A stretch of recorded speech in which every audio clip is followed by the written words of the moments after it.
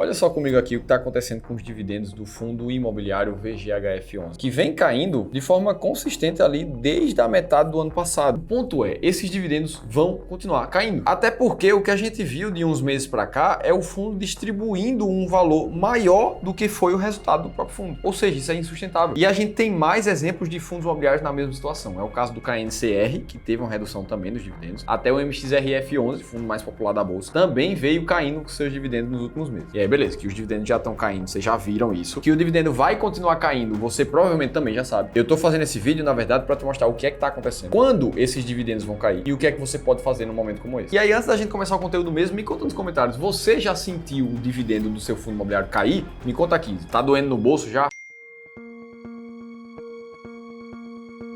E aí, beleza, se a gente for olhar aqui de fato para o dividendo do VGHF, a gente viu que esse dividendo já chegou a 18 centavos ali em 2021, já foi de 16 centavos depois e agora está voltando para casa de 8 centavos. É uma redução de 2 vezes. E isso realmente não acontece só com ele. O MXRF11 chegou a pagar 12 centavos por cota em 2023 e voltou para 10 centavos agora com previsão de cair. E aí, assim, para a gente entender o que é que está acontecendo aqui, a gente precisa de uma definição prévia que eu preciso garantir que todo mundo sabe, que é a diferença dos dois tipos principais de fundos imobiliários da bolsa, fundos de tijolo e os fundos de papel. Enquanto os fundos de tijolo é aquele fundo que você conhece, o pessoal juntou um dinheiro ali no fundo imobiliário para comprar uma série de imóveis, colocar esses imóveis para alugar e do aluguel o dividendo do fundo imobiliário de tijolo é pago. Beleza, esse é um tipo de fundo. Agora, em compensação, o fundo de papel na bolsa, ele tem uma característica diferente. Ele basicamente empresta dinheiro para outras empresas no mercado imobiliário. É por isso que a gente entra num relatório como o do VGHF, por exemplo, e a gente vê aqui, ó, vários CRIs na carteira, que nada mais são do que as dívidas, os empréstimos que eles fazem para empresas diferentes, que estão tudo listadas aqui também. E cada um desses CRIs tem uma remuneração diferente, ou atrelado ao IPCA,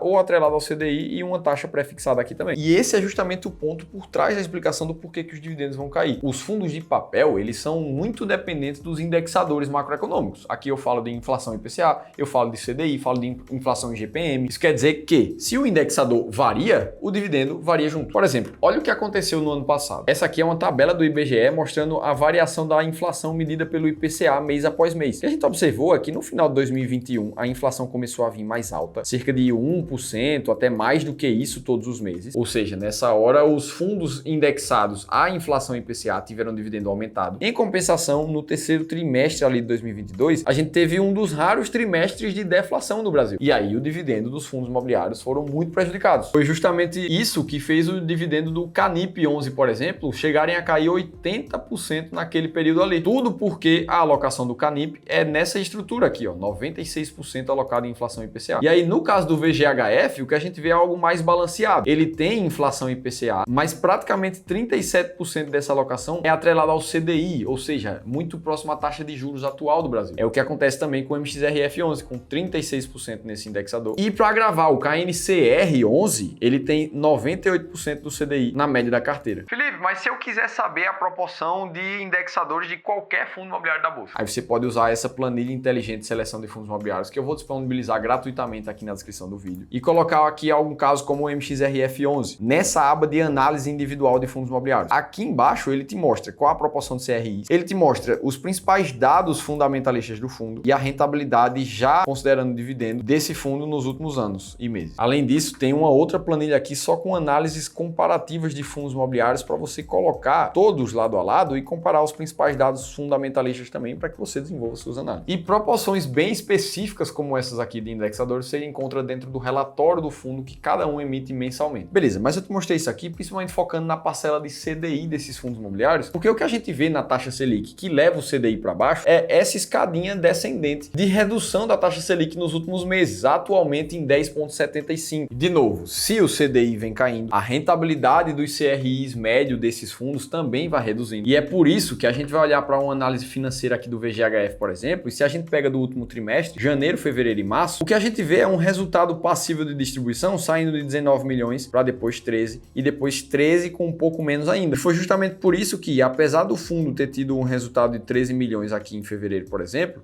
ele distribuiu mais de 16 milhões, tentando segurar o dividendo ali em 10 centavos por cota e caindo logo em seguida no próximo mês para 8 centavos por cota, porque afinal de contas uma distribuição de dividendos acima do resultado do fundo é insustentável. E aí o posicionamento do VGHF sobre isso, no próprio relatório do fundo, é falando que os dividendos do mês de março ficaram um pouco abaixo da expectativa porque a carteira de CRIs não estava 100% alocada. Mas o fato é que o resultado de março foi muito parecido com o resultado de fevereiro. A única coisa que mudou foi a distribuição de dividendos, que foi acima em fevereiro. E quando a gente olha para as taxas projetivas de Selic no futuro, a gente vê uma expectativa de Selic a 9% no final de 2024. Ou seja, mais quedas para o futuro, consequentemente menor remuneração para o fundo, dividendo menor, caindo cada vez mais. E outra, por mais que o Boletim Focus mostra que a taxa Selic esperada é em 9% para o final de 2024, a história nos mostra que existe sempre uma defasagem entre a expectativa de queda da Selic pelo mercado, medido por essa linha vermelha no gráfico, e a queda que a Selic realmente tem, que é demonstrada por essa linha amarela do gráfico. Ou seja, nos últimos ciclos de queda da Selic, a queda real que aconteceu na Selic foi sempre maior do que a expectativa de queda do mercado. Se a Selic cair mais do que 9%, esse cenário que a gente está vendo aqui para os fundos imobiliários, ele pode se agravar ainda mais. Beleza, te expliquei o racional do porquê que esses dividendos provavelmente vão continuar caindo. Agora, quando isso vai acontecer? Para responder isso aqui, eu preciso te explicar o mecanismo de repassagem da variação do indexador no dividendo. Sem falar grego. Quando a Selic cai hoje, o dividendo do fundo só repassa essa queda daqui a 3 meses. Essa defasagem é sempre de um trimestre. Ou seja, nesse momento, o fundo está repassando a queda da Selic de 3 meses atrás. E assim sucessivamente. Então, nos próximos trimestres, muito provavelmente, a gente vai ver essa queda acontecer. E aí, próxima pergunta. Felipe, o que é que eu faço então nesse momento? Não faz mais sentido investir em fundos de papel atrelados ao CDI? Eu sei que nessa hora muita gente fica confusa. Vê o dividendo caindo, vê que vai cair ainda mais, o que é que faz? E para responder, eu gosto sempre de olhar para o passado, para a gente entender se esses movimentos são padrões. E o fato é que os dividendos dos fundos imobiliários, eles são voláteis mesmo. Olha esse estudo aqui feito pelo time lá do Economática que mostra o dividend yield médio do IFIX na linha vermelha nos últimos anos. O que a gente vê é que, naturalmente, essa linha ela vai para cima, depois vai para baixo, seguindo os ciclos macroeconômicos, seja de alta da Selic, seja de alta da inflação ou o oposto. E a gente precisa lembrar que se a Selic está caindo nesse momento, apesar do seu dividendo estar caindo, isso significa, na grande maioria das vezes, que a inflação do país também está mais controlada. Então, o seu dividendo real em relação à inflação, ele está se mantendo ali sempre muito próximo a um patamar médio ao longo dos anos. Ou seja, dito isso, o caminho para você realmente ganhar dinheiro, independente do ciclo macroeconômico de alta, de queda de juros, de inflação, é manter uma carteira de investimentos blindada, que tem alocação em mais do que somente fundos imobiliários. Dá para você pensar num modelo arrojado, por exemplo, como esse que está na tua tela, que a gente utiliza para os clientes desse perfil aqui no nosso serviço de Wealth do Clube do Valor. E por que uma carteira dessa é blindada? Porque, por exemplo, se a Selic está caindo nesse momento, muito provavelmente os dividendos dos fundos imobiliários deles vão reduzir, a parte de renda fixa pós-fixada vai cair também. Em compensação, pode ser que as ações do Brasil e dos Estados Unidos se valorizem por causa da queda dos juros. Se o oposto acontecer, a renda fixa protege e você vai estar sempre garantindo que você vai comprar ações na baixa e vender ações na alta. Ah, Felipe, eu acho que vai ter uma crise ali por causa dos conflitos mundiais e o dólar vai disparar. Beleza, aí a tua parcela de investimentos internacionais vai te proteger num momento como esse. Independente do cenário que você imaginar na sua cabeça, uma carteira assim vai te proteger. E é justamente por isso que, se a gente olha para o retorno que uma carteira dessa deu nos últimos 20 anos, a gente vê um resultado muito maior do que o CDI, do que o Ibovespa, por exemplo. O único trabalho do investidor é fazer rebalanceamentos periódicos para garantir que as tuas proporções desenhadas ali em fundos imobiliários, em ações e renda fixa, se mantenham muito próximas àquele alvo ali que eu te mostrei. Dito tudo isso, se você olha para os dividendos dos fundos imobiliários caindo e ainda se sente desconfortável, em dúvida de como é que precisa ser a tua alocação, você precisa participar de uma análise de carteira gratuita